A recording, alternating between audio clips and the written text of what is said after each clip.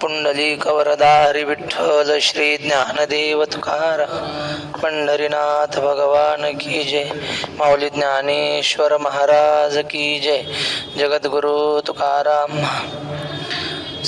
आदिशक्ती मुक्ताबाई शरणागत दीनार्थे परित्राण परायणे सर्वस्यार्ति हरे देवी मुक्ताबाई नमोस्तुते. पुढं सरका थोडं बा. संजय उवाच.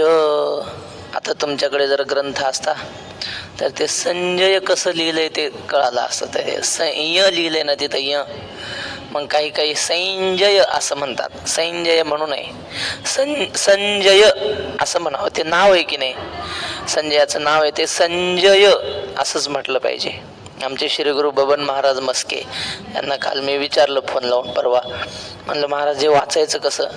संजय ते बरं नाही वाटत, म्हणजे संजयच म्हणायचं. तर संजय उवाच. एव मुक्तो ऋषिकेशो गुडाकेशेन भारत सेनयोरुभयोर्मध्ये स्थापयित्वा रथोत्तमम्. हे भारत, म्हणजे याला भारत म्हटले कोणाला? धृतराष्ट्राला. का भारत म्हटले? तो राजा होता ना, भारताचा राजा होता. वैकुंठवासी दादा महाराज साखरे ज्यांनी विचारसागर लिहिला, ते काशीला गेले शिकायला. ते शिकायला जातानाची घटना सांगतो आपल्याला. ते निघाले, विवाह झाला होता, मुलं बाळ होते, सगळं होतं. आणि मग निघाले. त्यांना काय उपरती झाली, त्यांना वाटलं आपण शास्त्र शिकावं. पण आता लग्न झालंय, मुलं बाळ आहेत, आता हे सोडून कसं काय जाता येईल? पण शास्त्र असं सांगतं, यदहरेव विरजेत तदहरेव परिव्रजेत. ज्या क्षणाला वाटलं ना चातुर्मासाला जावं, लय विचार करू नये, पिशवी भरून निघावं. कारण बुद्धी कधी बदलेल सांगता येत नाही. अनेक बुद्धीचे तरंग आणि क्षणोक्षणा पालटती रंग. त्यांनी तयारी सुरू केली महाराज काशीला जाण्याची. बायकोच्या लक्षात आलं. ती म्हटली, अहो असं कसं, तुम्ही गेल्यावर मला कोण सांभाळेल? झालं. बायकोने अडवण्याचा प्रयत्न केला, पण ते काही म्हणजे थांबले नाही, निघाले. मग तिनं तिच्या आईला सांगितलं, म्हणजे यांच्या सासूला. तर सासू तापली. सासू आली, ती म्हटली, महाराज तुम्ही गेलं तर यांना खाऊ पिऊ कोण घालन? तुमची मुलं बाळ आहेत, हे बायकोला कोण खाऊ पिऊ घालल? मुलांना हे मरतील की तुमची पोरं. आणि ते रागाच्या भरात सासू म्हणली, तुम्हाला जर जायचं असेल तर खुशाल जा, पण आधी ह्या पोरांचं नरड दाबून मारा ह्यांना, आणि मग जा काशीला. मग ते महाराज होते, साधू होते. ते म्हटले, सासूबाई मी गेल्यावर हे पोरं उपाशी मरणारच आहेत ना. मग त्याच्या मनानच मरणार आहेत, म्हणले मी कशाला मारून पाप घेऊ, मला आपलं जाऊ द्या. गेले महाराज काशीला निघून गेले. तिथं जाऊन वेदांत शिकला. त्यामुळं आज वारकरी संप्रदायाला वेदांताचे म्हणजे प्रचार जो झाला ना महाराष्ट्रात, वेदांत आधी होताच, पण आता गावोगाव जो विचार सागर पोहोचला, वेदांत पोहोचला, वक्ते बाबांसारखे, रंगनाथ गुरुजींसारखे महात्मे घडले. हे महात्मे दादा महाराजांचं मूळ आहे. ते काशीला जाऊन शिकून आले वेदांत, आणि विचारसागर आपल्यासाठी मराठीत केला. असो, तर ते काशीला दादा महाराज गेले तेव्हा काय झालं, पाठ चालू. सगळे तिकडचे विद्यार्थी, ज्यांचं लघु सिद्धांत झालेलं, सगळं झालेलं, हे आपले आळंदीहून गेले महाराष्ट्रातले. त्यामुळे ह्यांच्याकडे कोणी लक्ष देईना. ते शिकवणारे जे स्वामी होते, काय त्यांचं नाव बहुतेक दक्षिणामूर्ती स्वामी, ते शिकवायचे, ह्यांच्याकडे पाहत सुद्धा नव्हते. अनोळखी मुलगा, काय शिकला काय माहीत नाही. पाठ सुरू झाला, बरेच दिवस पाठ चालला, दादा महाराजांवर काही त्यांचं लक्ष नाही. पण एक दिवशी काय झालं, ते शिकवणारे जे महाराज होते त्यांचा मुलगा विद्यार्थी, त्याचं नाव काय गोविंद वगैरे काहीतरी असेल, तर दुसऱ्या एका गोविंद नावाच्या माणसाने काहीतरी अपराध केला, खून वगैरे केला. ते पोलीस पकडायला आले. नाव सारखं असल्यामुळे ह्यांच्या शिष्यालाच पकडून नेलं पोलिसांनी, त्या महाराजांच्या. आणि मग आता काय करावं, काही केल्या तो सुटे ना.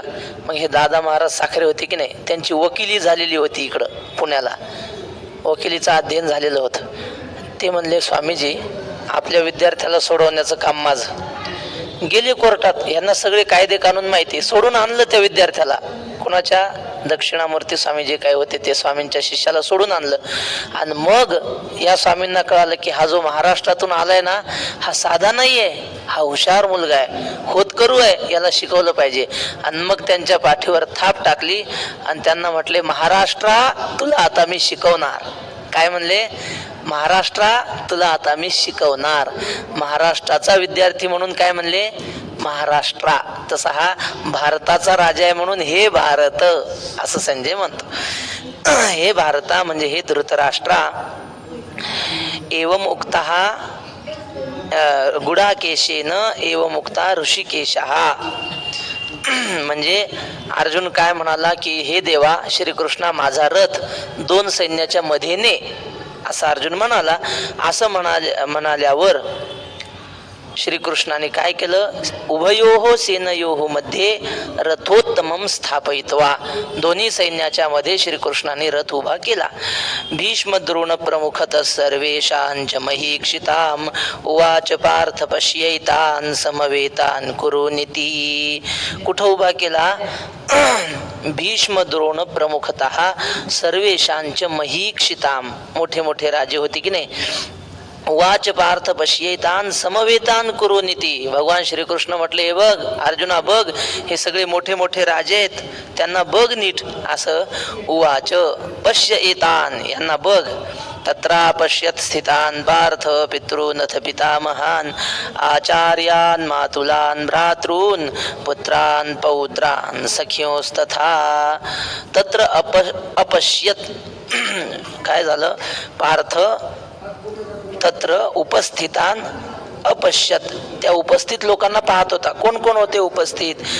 पितृ म्हणजे बापासारखी काही, चुलते वगैरे, वडील. नंतर अथ पितामहान म्हणजे आजोबा. भीष्म वगैरे आजोबाच्या वयाचे, भीष्मासारखी सगळी माणसं.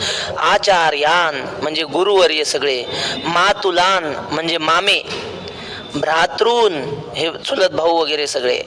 पुत्रान म्हणजे पोर. पुतणे म्हणजे काय असतात? पोरच आपली. पुतणे उभे होते पुढे लढायला. बर, भ्रातृन पुत्रान पौत्रान. पौत्र म्हणजे नातवंड. नातवंड पण उभे होते. सखींस तथा. सखीन म्हणजे मित्रमंडळी, सुहृद सगळे मित्रमंडळी. श्वशुरान. श्वशुरान म्हणजे सासरे. सुहृदश्चैव अत्यंत जीवलग असलेली काही माणसं उभे होते. सेनयोः उभयोः मध्ये. श्वशुरान सुहृदश्चैव सेनयोरुभयोरपि तान समीक्ष्य स कौन्तेय सर्वान् बंधून् अवस्थितान्. त्या उभयोः सेनयोः मध्ये, त्या 2 सैन्याच्या मध्ये हे सासरे सुहृद. तान समीक्ष्य म्हणजे त्यांना पाहून, 6 कौन्तेयः सर्वान् बंधून् अवस्थितान् सगळे आपले भावंड आलेले पाहिले अर्जुनाने. आता ही सगळ्यात महत्वाची भूमिका आहे गीतेची.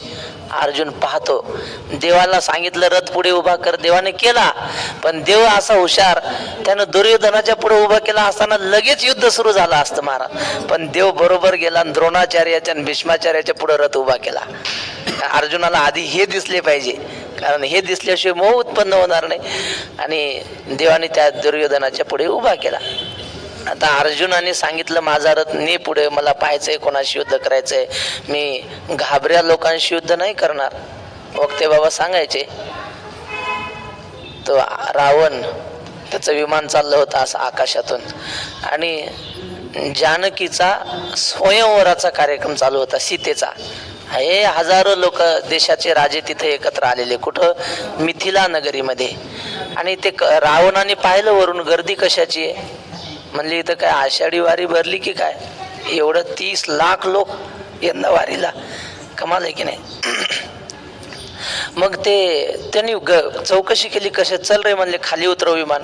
उतरवलं. लोकांना विचारलं कशाची गर्दी? म्हणले, अहो तुम्हाला माहित नाही, जगात सुंदर आहे सीता आणि तिचं स्वयंवर आहे, तिच्या स्वयंवरासाठी सगळे आलेत. तो म्हटला, सीतेचं स्वयंवर आहे आणि मला कसं काय आमंत्रण नाही? मग तो गेला, राग जनकाच्या सभेमध्ये गेला आणि बाबा सांगायचे तसं सांगतो. ते शब्द बाबाचे आहेत. तो म्हणे, ओ जन्या. जन्या म्हणजे कोण? जनकाला. ओ जन्या, मला आमंत्रण काऊन नाही सांगितलं? तो म्हणे, महाराज तुम्हाला आमंत्रण पहिले, यादीत पहिलं नाव तुमचं आहे. ते मी यादी करून दिली होती, पण ते पत्रिकेवर लिहायचं काम ते दिवाणजीला दिलं होतं म्हणे, त्याला विचारा. त्याच्याकडे गेला, ओ दिवाण्या सांग माझं नाव का नाही. तो म्हणे महाराज मी पत्रिका तुमची पहिली लिहिलेली आहे बा यादी, त्याच्यात नाव तुमचं पहिलं आहे की नाही, पण ते पत्रिका वाटायचं काम माझ्याकडे नाही, ते नारदाकडे काम आहे म्हणले पत्रिका वाटायचं. मग नारदाकडे गेला रावण, अय नारद्या मला पत्रिका काहून नाही. आता नारद म्हणजे कीर्तनकार, 12 गावचं पाणी पिलेला. तो काय ऐकतो, तो म्हणला महाराज मी पत्रिका वाटायला आलो, पण मी समुद्राच्या काठावर आलो आणि तुमची लंका कुठे आहे, पाण्यात आहे. आता मला उडत यायला काय पंख आहेत का म्हणे, तुमच्या गावाला येण्यासाठी पूल बांधायला रोग आला का तुम्हाला असं. तर म्हणलं ते जाऊ दे, पत्रिका काय नाही दिली. ते म्हणलं हे बघा महाराज, मी विचार केला तुमच्या घरी सगळे देव कामाला आहेत, अग्नी कपडे धुवायला आहे, वारा अंगण झाडायला तुमचं, पुन्हा खंडोबा गाढवं वळायला, गणपती गाढवं वळायला आणि खंडोबा दाढी करायला, हे सगळे देव तुमच्या घरी कामाला आहेत की नाही. समुद्र ही सुद्धा एक देवता आहे. आणि मी विचार केला हे सुद्धा तुमच्या घरची नोकरच आहे समुद्र देवता. आणि मी काय केली, पत्रिका तुमच्या त्या समुद्रात टाकली, म्हणजे तुमच्या नोकराच्या हातात दिली. आता तुमच्या नोकरानं तुम्हाला दिली नाही, यात गुन्हा कोणाचा म्हणे. आता समुद्रात टाकल्यावर ते रावणाकडे पोहोचेल का हो. पण नारद होते ते. तो रावण म्हटला जाऊ दे त्या सीतेला बोलव आणि मला माळ घाल म्हणा. ते म्हणलं तसं नाही, तो धनुष्य उचलावा लागतो. तर हसायला लागला रावण.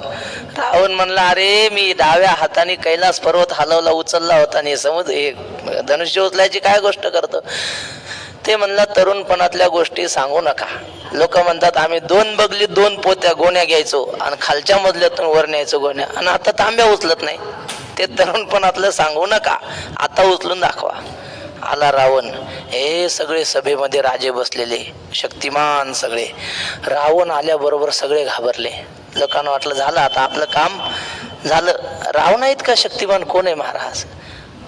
रावण म्हणजे देवाशी तुम्ही कल्पना करा ना, जगाच्या मालकाशी ज्याने युद्ध केलं तो काय साधा असणार आहे. सगळे घाबरले, म्हणजे आता रावण धनुष्य उचलणार. गेला रावण. बाबा म्हणायचे बा आपल्याला माहित नाही, आपल्याला फक्त 10 तोंड माहिती आहेत रावणाचे. बाबा म्हणायचे ज्या माणसाला 1 तोंड असतं त्याला 2 हात असतात, आणि मग ज्याला 10 तोंड आहे त्याला हात किती, 20 हात. आता हे सांगा आपल्याला माहित होतं का, तुम्हाला असं बा माहित, मला नव्हतं माहिती. रावणाला 20 हात होते, म्हणजे ते प्रसंगानं 10 तोंड घ्यायचा, काय असं 10 तोंड घेऊनच फिरत नव्हता. त्याला जेव्हा विशेष काम करायचं असेल तेव्हा त्याला ते 10 तोंड व्हायचे, 20 हात यायचे. मग आता तो विशेष काम आहे धनुष्य उचलायचं. त्यानं काय केलं, 19 हात धनुष्याला लावले आणि 1 हात मोकळा ठेवला. कशाला, स्वतःची पाठ थापटायला. अशी रावण महाराज की जय, रावण महाराज की स्वतःची पाठ थापटायचा. आणि झालं, लावला धनुष्याला हात. सीतेनं प्रार्थना केली पार्वतीला, आई जगदंबे ह्या राक्षसाच्या पदरात मला बांधू नको, काही कर, पण ह्याच्याकडून धनुष्य उचललं नाही पाहिजे. तिनं प्रार्थना केल्यावर पार्वतीने 200 यक्ष गुप्त रूपाने त्या धनुष्यावर उभे केले. धनुष्य जड झाला. रावणाला काही उचले ना, खूप ताकद लावली पण उचले ना धनुष्य. आणि मग काय झालं, कसा तरी त्यानं ताकद लावून उभा केला धनुष्य. आणि उभा केल्यावर त्या गुप्त असलेल्या यक्षांनी झटका दिला असा दणका. तो उभा झालेला धनुष्य रावणाच्या अंगावर, रावण त्याच्या खाली. आणि मग काय महाराज, रावणाच्या नाकातोंडातून रक्त वाहायला लागलं, ची ची चिरकायला लागला मोठ्या मोठ्याने. आणि याचा आवाढव्य देह होता, रक्ताचा पाठ व्हायला लागला. लोक म्हणले सरका, वाहून जाल सरका. पण ते जनकाला वाटलं रावण ब्राह्मण आहे, आणि अशा शुभ प्रसंगी आपल्या दरबारात ब्राह्मणाचा वध घडणं, ब्राह्मणाचं मरण चांगलं नाही. मग ते पैलवान लोक बोलवले 100-200, त्याच्या छातीवरचा तो धनुष्य काढला. आणि मग रावण खालीमान घालून निघून गेला. आणि हे बाकीचे राजे होते की नाही, त्यांनी ते सगळं पाहिलं ना, आखो देखा हाल, सगळं पाहिलं. आणि मग आधी तो म्हणायचा मी आधी उचलीन धनुष्य, तो म्हणायचा मी आधी उचलीन, मी आधी आलो, तो म्हणायचा मी 2 दिवसापासून येऊन बसलो. अशी त्यांच्यात चालू होती चढावड. पण आता रावणाचे हे हाल झाले, कुणीच उठे ना, चिडीचूप वातावरण सगळं, कुणी काय बोल ना, काही नाही, सभा शांत. जनक गेले, अहो महाराज तुम्ही 8 दिवस झाले आले आधी, तुम्ही चला ना उचला ना धनुष्य. तो म्हणे राजा मी उचलला असता, पण म्हणे आज मी नाश्ताच करेल नाही.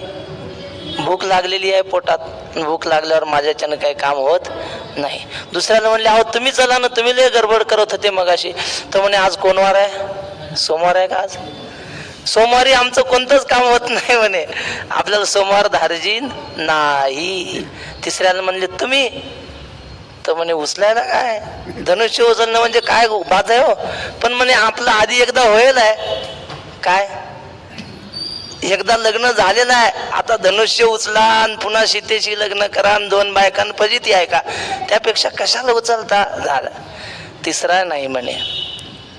चौथा त्याला म्हणले तुम्ही उचला की. तो म्हटला हे पा धनुष्य उचलणं म्हणजे एवढी काही मोठी गोष्ट नाही, म्हणजे रावण पडला म्हणजे आम्हीच पडलो असं थोडंच काय. पण काय करता, ती सीता मला आवडलीच नाही, कशाला धनुष्य उचलो. झाला. कोणी उचलायला तयार नाही. आता मला सांगा, हे जे बाकीचे राजे होते यांनी का धनुष्य उचललं? नाश्ता झाला नव्हता म्हणून, वार धार्जिन नाही म्हणून? ते नाही, त्यांनी पाहिलं जर एवढ्या शक्तिमान असलेल्या रावणाचे हे हाल, आपलं काय तिथं, घाबरले हे सगळे. तसा अर्जुन म्हणतो देवा, हे कौरव सगळे घाबरगुंडे आहेत, आम्ही यांच्याशी अनेक वेळा लढाया केल्यात, हे पृष्ठभागाला पाय लावून पळालेले आहेत आमच्याकडून किती वेळा, त्यांच्याशी काय लढाई करायची. जरा माझा तुल्य बळ पाहिजे, मला तो दिसला पाहिजे, म्हणून पुढे रथ घेऊन चल असं अर्जुनाने देवाला सांगितल्यावर देवाने रथ पुढे घेतला आणि बरोबर भीष्म द्रोणाचार्य यांच्या समोर रथ उभा केला. आणि अर्जुनाला अचानक ते गुरुवर्य दिसले. आजूबाजूला पाहिलं तर मामे, नातवंड, मित्र, सुहृद मंडळी हे सगळं पाहिलं. आणि मग ज्ञानेश्वर महाराज त्या प्रसंगाचं वर्णन करतात.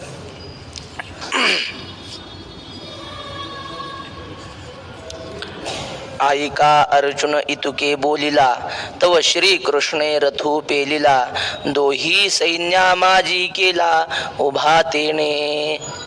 अर्जुनाने असं म्हटल्यावर, देवा रथ पुढे घ्या जरा मध्यभागी असं म्हटल्यावर, तव श्री कृष्णे रथू पेलिला, देवाने तो रथ हाकला आणि दोन्ही सैन्याच्या मध्ये उभा केला.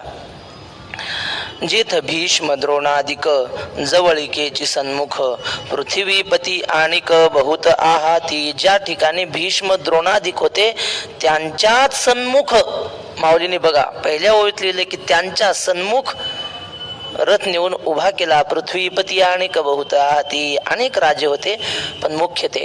का बरं असं? देवाच्या मनातच होतं युद्ध झालं पाहिजे.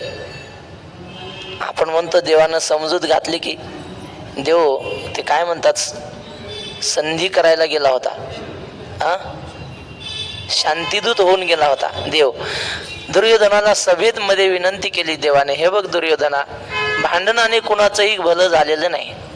म्हणतात ना, शहाण्याने कोर्टाची पायरी चढू नाही. त्यापेक्षा युद्ध होण्याच्या आधीच तुम्ही काहीतरी वाटाघाटी करा, काहीतरी एकमेकाला समजून घ्या. तो म्हटलं ते काही जमणार नाही, राज्य आमचं आहे. देव म्हटलं ठीक आहे, राज्य तुझं आहे, पण 5 भावांना 5 गावं तर देशील. 5 गावं दे बस, बाकी काही मागत नाहीत पांडव. मी पांडवांच्या बाजूने सांगतोय तुला की त्यांना फक्त 5 गावं दे, युद्ध होणार नाही. दुर्योधन काय म्हणला भर सभेत?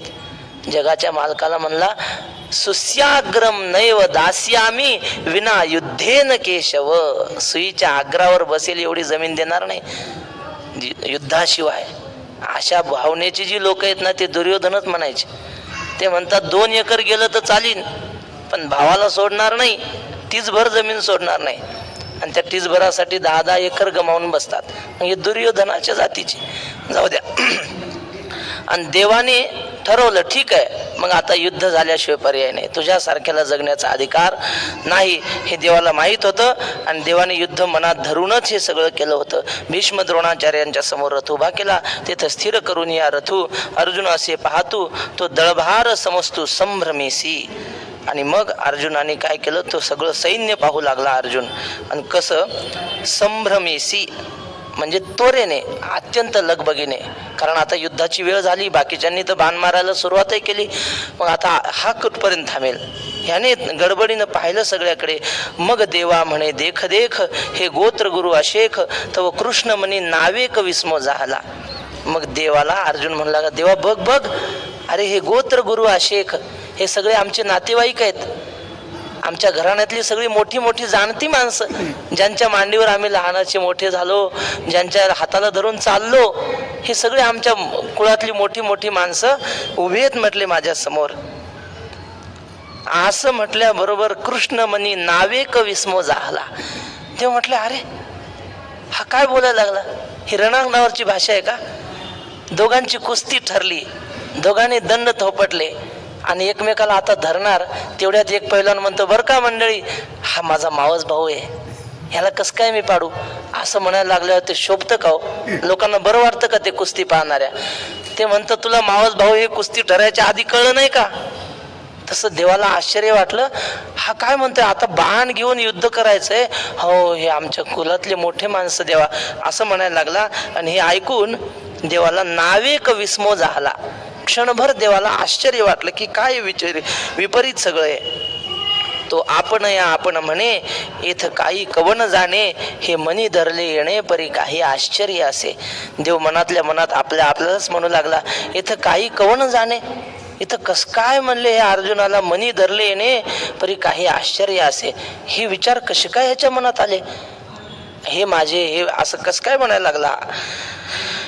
आणि मग ऐसी पुढील असे घेतू, तो सहजे जाणे हृदय असतू, परी उगा असे निवांतो तिये वेळी.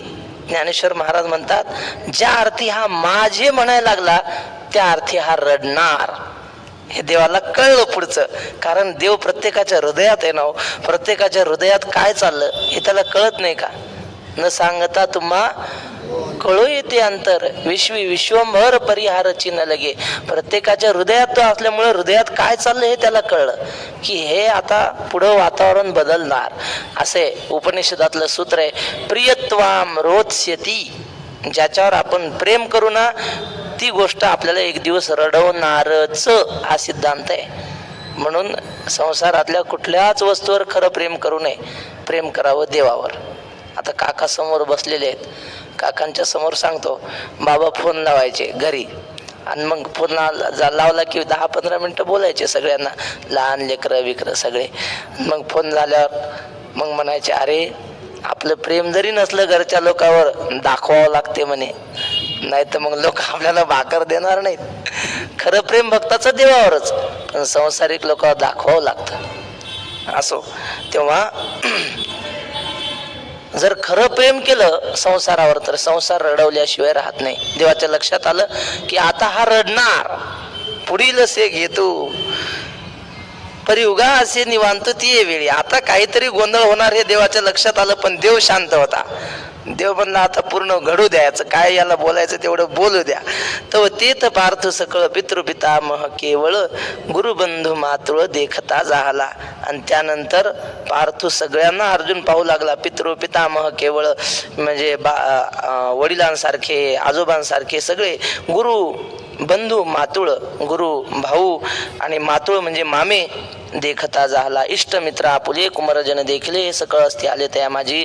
आपले मित्रमंडळी प्रेमी माणसं कुमारजन पोरं आपली हे सकळ असती आले त्या माझे. सगळे आले सुहृदजन सासरे आणि काही सखे सोयरे, कुमार पौत्र धनुर्धरे देखील. तेथ सुहृदजन म्हणजे स्नेही सासरे आणि काही सखे सोयरे, सगळे सखे सोयरे आलेले पाहिले. कुमार पौत्र म्हणजे नातू, पोर हे धनुर्धरे, हातात धनुर धरलेला अर्जुन, धनुष्य धरलेला अर्जुन, त्याने ते पाहिलं. जया उपकार होते केले की आपदी जे रक्षिले, हे असो वडील धाकुले आधी करूनी. जया उपकार होते केले, दोन अर्थ होतील.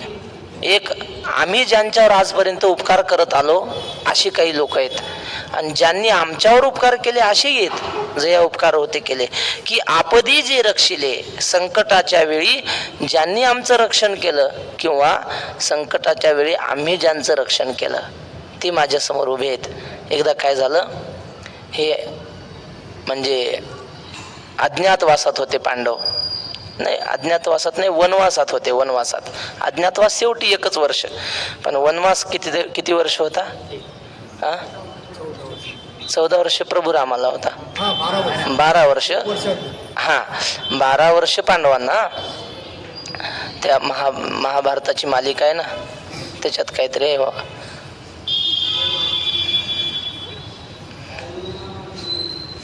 आईला नमस्कार करून हे सगळे राजा रंक बने असं ध्रुवपद आहे त्याचं. हा अनुमति मांगे मात से शीस नवा कर जोड़, भारी मन से जा चले मातृभूमि को छोड़, राजा रंक बने, राजा रंक बने. कुंती मातेची आज्ञा मागितली आणि सगळे वनवासाला गेले. आणि मग हे वनवासाला गेलेले पाहिले. मग दुर्योधनाला आनंद झाला. मग दुर्योधन म्हटला एक दिवस यांना आपण हिनवायला जाऊ. सगळं वैभव घेतलं सोबत, सैनिक घेतले आणि ज्या वनामध्ये पांडव होते ना तिकडं दुर्योधन निघाला सगळे कौरवांना घेऊन. का हे वनवासी म्हणजे हे भिकारी झालेत आणि त्यांच्या पुढे जाऊन आपण ऐश्वर्यात जेवण करायचं, आनंद लुटायचा म्हणजे काय होईल, चिडवल्यासारखं होईल की नाही पांडवांना. आणि तसं चिडवायला निघाला दुर्योधन. पण निघाल्यावर त्याचं दुर्दैव असतं दुर्योधनाचं की ज्या रस्त्यानं निघाला होता त्या वनामध्ये स्वर्गातले काही यक्ष आले होते वनविहार करायला, फिरायला. आता ते देव आणि त्यांच्या समोर हा थाटामाटात चालला. आता एकाच आता पुढे ओव्या येणार आहेत त्या. एका श्रीमंताच्या पुढे दुसऱ्या श्रीमंताचा थाटमाट. मग त्या पहिल्याला जरा चिडवल्यासारखं ते स्वर्गातले यक्ष त्यांच्या पुढे हा छाती काढून चालला. ते त्यांना सहन झालं नाही. हे युद्ध झालं दोघांमध्ये, कौरवात आणि त्या यक्षांमध्ये, भयंकर युद्ध. ते यक्ष कसे काय ऐकतील, देव ते स्वर्गातले ते काय ऐकणार. ते हे यांचे बरेच सैनिक मारले त्यांनी. आणि ह्यांच्यातला एक शिपाई तो पळत गेला. त्याला माहित होतं पांडव कुठं राहतात. त्यांच्याकडे गेला आणि पांडवांना म्हटलं अहो असं असं झालंय आणि आता दुर्योधनही मरायच्या याच्यात आलेला आहे, तुम्हाला लवकर यावं लागतं. महाराज पाचही पांडव हातात शस्त्र घेऊन आले आणि त्या देवांशी युद्ध केलं आणि देवांना पळवून लावलं अर्जुनाने, या 5 जणांनी. आणि यांना वाचवलं. कोणाला, कौरवाला, दुर्योधनाला. आणि ते पळायला लागलेले यक्ष म्हटले अर्जुना अरे तुम्हाला हिनवायला आले होते हे सगळे आणि तुम्ही त्यांच्या बाजूने बाजू घेता काय, त्यांच्या बाजूने लढता काय, असं पांडवांना यक्ष म्हटले. असं म्हटल्यावर पांडवांनी जे उत्तर दिलं ते महाभारतात लिहिलंय, फार महत्वाचं आहे. ते पांडव म्हटले हे बघा, परस्पर विग्रह हेतू वयम पंच चते शतम, म्हणजे आमच्यात भांडण झालं तर आम्ही 5 आणि ते 100 असं आमच्यात भांडण होतं. एकीकडे आम्ही 5 आणि एकीकडे ते 100. पण अन्यायस्तु विग्रह हे प्राप्ते वयम पंचाधिकम शतम, पण जेव्हा दुसऱ्या कोणाशी भांडण होतं ना तेव्हा आम्ही 105 होऊन लढत असतो. म्हणजे आम्ही वेगवेगळे नाही, आम्ही एकत्र होत असतो. इतर याच्यात असेल आमचा वाद, पण जेव्हा दुसऱ्या कोणाशी भांडण होतं तेव्हा आम्ही मात्र एकत्र होऊन लढतो. हा त्यांनी तिथं सिद्धांत सांगितला. मग अर्जुन म्हणतो ज्यांना आम्ही अनेक वेळा संकटातून वाचवलं आणि त्यांना आता मारायचं, मग आधीच कशाला वाचवायचं. आपदी जे रक्षिले आतापर्यंत वाचवले ह्यात काय म्हणले वेगळं झालं मग की आपदी जे रक्षिले हे असो वडील दाखवले आधी करून. बरं आमच्यापेक्षा मोठी माणसं आहेत, आमच्यापेक्षा लहान लहान पोरं आहेत, ज्यांनी काही अजून जग पाहिलं नाही, ते आमच्या समोर हातात शस्त्र घेऊन उभे आहेत. देवा त्यांना कशी मारू. ज्यांचे अजून लग्न झाले नाहीत किंवा काहींचे नुकतीच लग्न झालेली आहेत, अशी पोरं उभे आहेत आमच्या पुढं. वडील दाखवले आधी करुणी ऐसे गोत्रची दोही दळी उदित झाले असे कळी, हे अर्जुने ती वेळी अवलोकिले. ऐसे गोत्रच, हे दोन्ही बाजूनी एकाच घराण्यातली सगळी माणसं उभी आहेत. उद्यत झाले असे कळी, आणि कळी म्हणजे भांडण, कलह. हे भांडण करण्यासाठी, युद्ध करण्यासाठी हे उद्युक्त झालेले आहेत, प्रवृत्त झालेले आहेत, उत्सुक झालेले आहेत. हे अर्जुने ती वेळी अवलोकिले असं पाहिलं. आणि मग कृपया परया विष्टो विषीदन्निदमब्रवीत म्हणा. कृपया परया विष्टो विषीदन्निदमब्रवीत. मग अर्जुन परया कृपया आविष्टहा, परया म्हणजे अत्यंत श्रेष्ठ कृपेने आविष्ट झाला, युक्त झाला. 6 कौंते नाही, हा ना श्लोकाचा 1 पाद आहे, म्हणजे अर्धा तुकडा आहे. नाही तुमच्या ते वर याच्यात गेलंय बघा, हा ते शेवटचे अर्धा तुकडा, हा ते तिकडे गेलं. काही ज्ञानेश्वरीत असं थोडाफार भेद असतो. विषीदन्निदम अब्रवीत, पण याच्याहून तुम्ही लक्ष देऊन पाहून राहिले हे लक्षात येते आहे की नाही. काय सांगत होतो, हा श्रेष्ठ अशा कृपेने युक्त झालेला 6 कौंतेय तो अर्जुन विषीदन्निदम अब्रवीत. विषीदन म्हणजे अत्यंत मोहाने व्याकुळ झालेला इदम अब्रवीत असं म्हणाला. तीर्थमणी गजबज जाहली आणि अपैसी कृपा उपजली, तेने अपमाने निघाली वीरवृत्ती. अर्जुनाच्या मनामध्ये अशी गडबड झाली, घालमेल झाली. हे मराठीचा जातिवंत मराठीचा शब्द आहे, गजबज जाहली. हा काय संस्कृत शब्द नाही, उसना घेतलेला शब्द नाही, काही दुसऱ्या भाषेतून आलेले शब्द असतात. उदाहरणार्थ काय? उदाहरणार्थ रूप हा शब्द संस्कृतमध्ये, तो मराठीत आलेला आहे की नाही? कुठली लाखो करोड शब्द आहेत, जवळजवळ 50% शब्द मराठीत संस्कृतचे आपण वापरतो. चालणे, चल चलती म्हणजे चालणे आहे ना. धाव धावती म्हणजे पळणे, हे धातू आहेत ना, ते तशाला तसे मराठीत आपण धावणं चालणं असं म्हणतो. तर हा जो शब्द आहे गजबज जाहली, अर्जुनाच्या अंतःकरणात गडबड झाली, हा शुद्ध मराठीतले शब्द येते. आणि आपैसी कृपा उपजली, आणि अर्जुनाच्या अंतःकरणामध्ये आपोआपच कृपा करुणा उत्पन्न झाली. तेने अपमाने निघाली वीरवृत्ती. मग अपमान झाला. दोन वृत्त्या होत्या. पहिली वीरवृत्ती होती की आता लढायचंय, ती वीरता अंतःकरणात होती. वीरता मस्त, आता तिचा सन्मान होणार होता, युद्ध होणार होतं त्या वृत्तीने. पण काय झालं, तेवढ्यात करुणाबाई आली. मग आता ही म्हणली आता मी नाही थांबत, मी चालली, हे घे तुझं डोरलं तुझं माझं सरलं. ती म्हणली मी नाही थांबत आता. कोण? वीरवृत्ती. पुढे माऊली असंच लिहितात म्हणून सांगतो. ही करुणाबाई आली की वीरवृत्ती निघून गेली. जी या उत्तम कुळीची या होती आणि गुण लावण्य आथी, ती आणि की ते न साहती सुतेजपणे. उत्तम कुळातली पत्नी आहे, सुंदर दिसायला, गुण लावण्य आथी, नुसती दिसायला नाही, गुणाने सुंदर आहे, सगळ्या गोष्टी आहेत. आणि असं असताना नवरा गेला, कुण्यातरी यात्रेला जाऊन तिथून एखादी आणली अनोळखीच, मग ती पहिली थांबते का? ती आणि किती न साहती सुतेजेपणे, ती दुसरी किती सुंदर असली पहिली सहन करत नाही महाराज. मग ती पहिली राहत नाही आनंदाने. ती आणि किती न साहते सुतेजेपणे, ती म्हणते माझ्यात काय कमी होतं असं ती प्रश्न विचारते. नवी आवडीचे नि भरे, कामुक निज वनिता विसरे, मग पाडे विन अनुसरे भ्रमला जैसा. काय सांगत होतो? हा, ती वीरवृत्ती होती, करुणावृत्ती आली की वीरवृत्ती निघून गेली. कीर्तनकार मंडळी सांगत असतात, पूर्वी आपल्या गाई लय दूध द्यायच्या, गावरान गाई, पण आता देत नाहीत. आता जास्त दूध येत नाही आपल्या गावरान गाईला. का? त्या गावरान गाई म्हणतात आता जर्शा आणल्या ना त्यांचंच काढा, आमच्याकडनं काय येऊ. पूर्वी ज्वारी खूप पिकायची, बाजरी ज्वारी, आता पिकत नाही. का? हायब्रेड आलं. ती ज्वारी म्हणते त्या हायब्रेडचं तुम्हाला किती घ्यायचं ते, की आम्ही नाही पिकणार आता, असं झालंय. तसंच आहे, ती वीरवृत्ती म्हणते आता करुणा आली ना, त्या करुणे संगच राहा, माझ्याकडनं काही होती, गेली निघून वीरवृत्ती. बा मग पाडे विना अनुसरे भ्रमला जैसा, नवी आवडीचे नि भरे. नवीन विषय पाहिजे माणसाला भोगायला. कामुक, तो कामुक काय म्हणतो, मला नवीन विषयाचा आनंद घ्यायचा आहे, म्हणून तो स्वतःच्या पत्नीचा त्याग करतो. निजवनिता विसरे, मग पाडे विना अनुसरे भ्रमला जैसा. मग आपण कोण आहोत, आपली योग्यता काय, काही धर्मा अधर्माचा विचार करत नाही, आणि मग कोणातरी व्यभिचार स्त्रीच्या मागे लागतो. भ्रमला जैसा, भ्रमिष्ठ होऊन तिच्या मागे लागतो. की तपोबळे वृद्धी, पातलिया भ्रंशे बुद्धी, मग तया विरक्तता सिद्धी आठवे ना.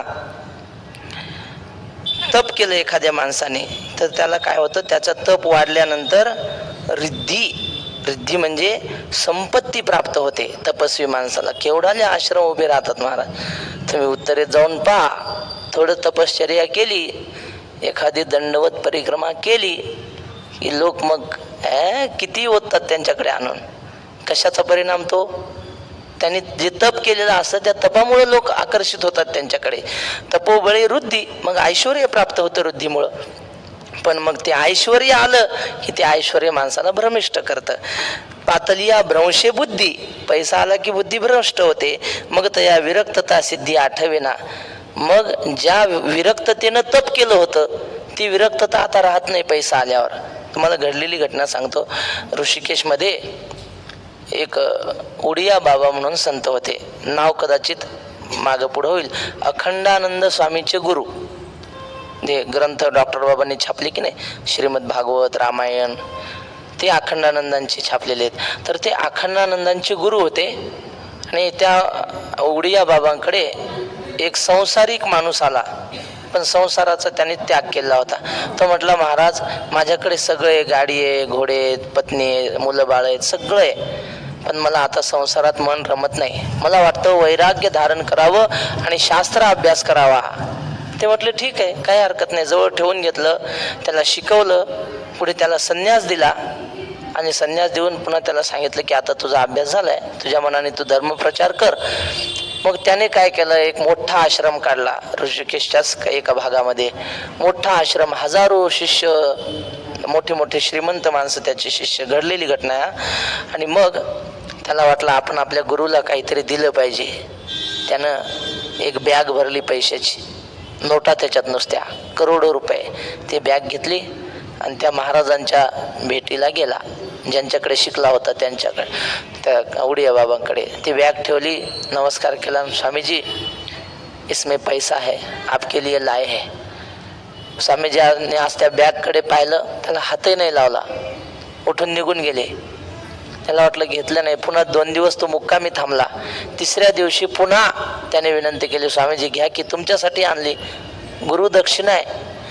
असं म्हटल्यावर तिथं ते यज्ञकुंड चालू होता, ते होम असतो की नाही, तो होम अखंड चालू होता आश्रमात. त्यात असं जळकं लाकूड होतं महाराज, लांब. ते लाकूड घेतलं आणि त्या जळक्या लाकडानेच बडवलं त्याला. त्याला म्हणले, गाढवा, हे पैसे ना आश्रम करायचा असता तर घर कशाला सोडून आलास म्हणले. ते बायकोन, घरदारण, शेती कशाला सोडून आणलीस. अरे माझ्याकडे शिकला, हे आश्रम बांधण्यासाठी शिकला काय?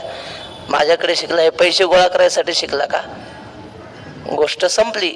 मला सांगायचं हे की तपाने ऐश्वर्य प्राप्त होतं, पण ऐश्वर्य प्राप्त झाल्यावर बुद्धी भ्रष्ट होते. तपोबळे वृद्धी पातली अभ्रंशे बुद्धी, मग तया विरक्तता सिद्धी आठवे ना. मग वैराग्य रूपी सिद्धी त्याला आठवत नाही.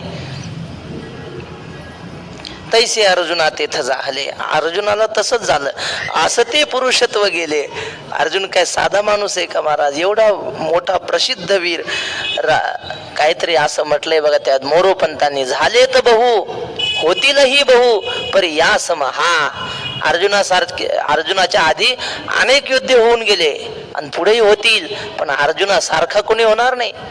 राम रावण योर युद्धम, राम रावण यो समहा. याला अनन्वय अलंकार म्हणतात. राम रावणाचं युद्ध राम रावणासारखंच झालं, त्यांच्यासारखं युद्ध कोणाच झालं नाही. आकाश केवढं आहे, आकाश म्हणले गगन, गगना एवढंच आहे, त्याला दुसरे कोणाची उपमा देता येत नाही. तसा अर्जुनासारखा वीर दुसरा कोणी नाही. अर्जुन एकमेव वीर असा अर्जुन. पण त्याचं काय झालं, त्याचा तो पराक्रम ते सगळं निघून गेलं एका क्षणात. असं ते पुरुषत्व गेले जे अंतःकरण दिधले कारुण्यासी. त्यांना आपलं अंतःकरण दयेच्या पायावर वाहून टाकलं.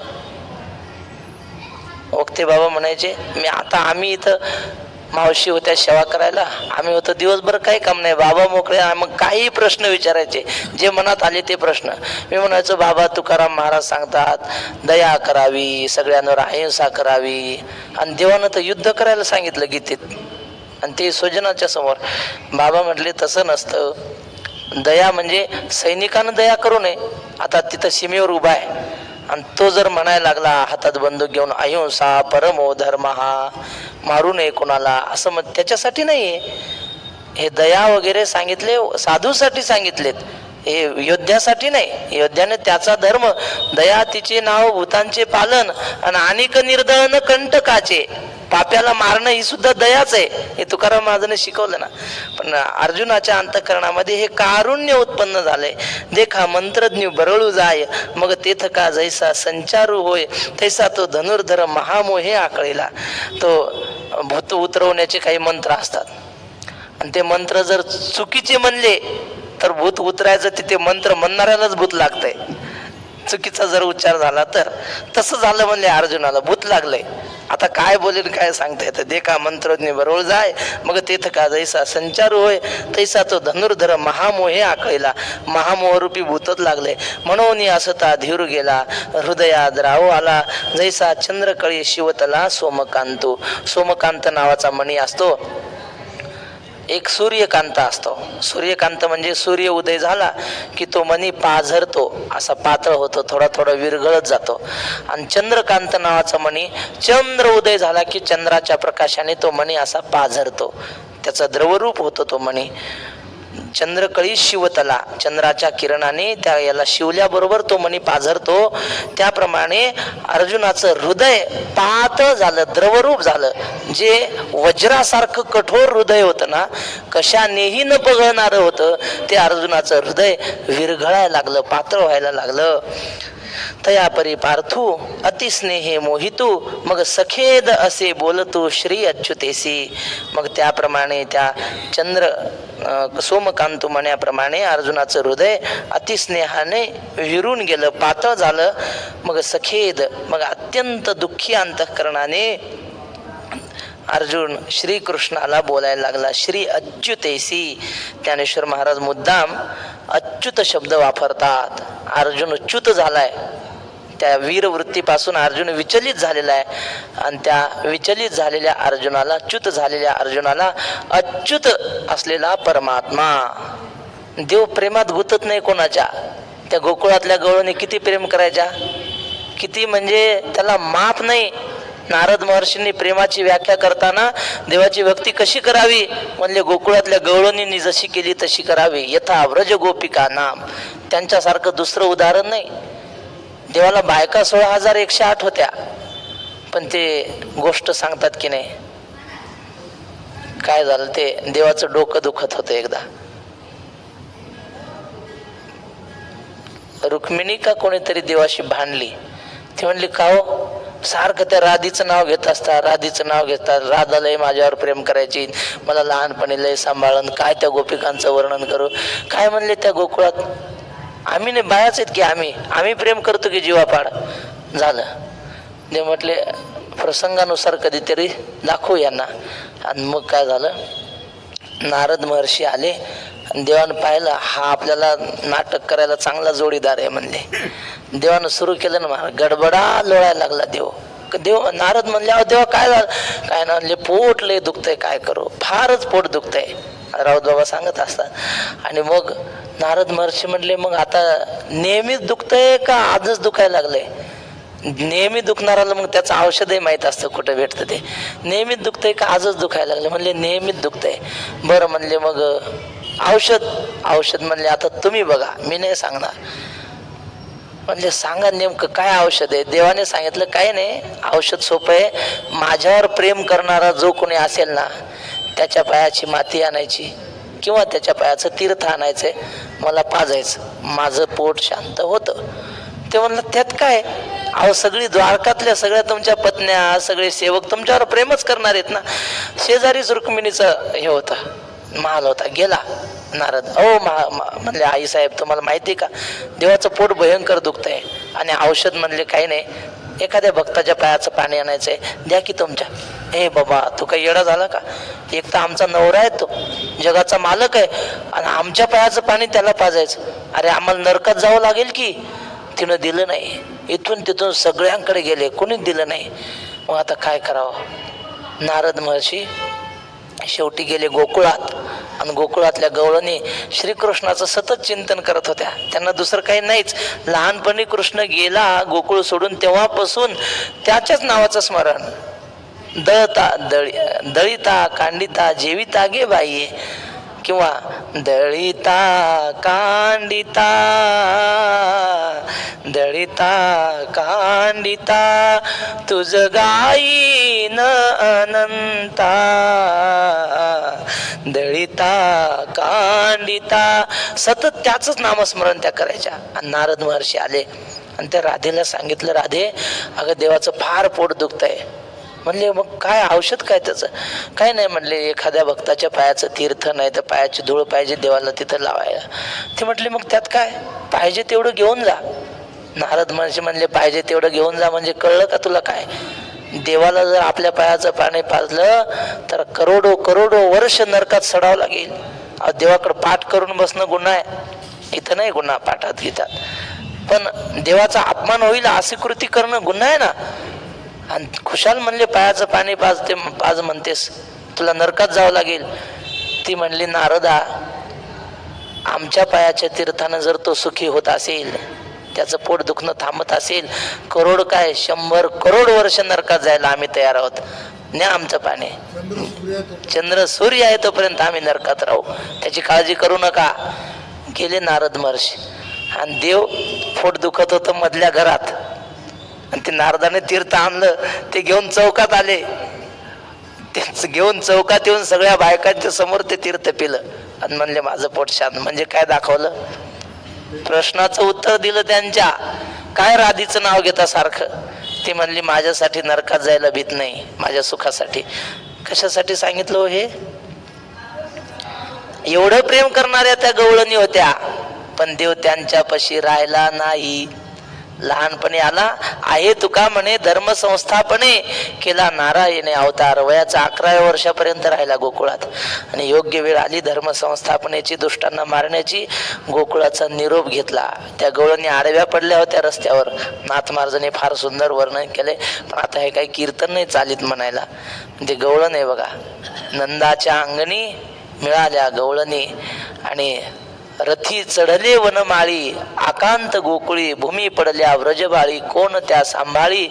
नयनीच्या उदकाने भिजली धरणी, या नंदाचे अंगणी मिळाल्या गवळणी. खूप अडवलं, पण देव मोहात सापडला नाही. देवाला माहित होतं आपल्याला धर्माची संस्थापना करायची, भावनेच्या आहारी जाऊन चालणार नाही. देव अच्युत आहे, कधी मोहात पडत नाही, विचलित होत नाही. म्हणून अशा अच्युताने अर्जुनाचा काय मोह कशा पद्धतीनं घालवला ते उद्या आहे. पण ज्ञानेश्वर महाराज की नाही असं रंगवून सांगतात कुठलाही प्रसंग. आता उद्या सांगणार आहेत. म्हणले ही आदिपुरुषाची माया आहे.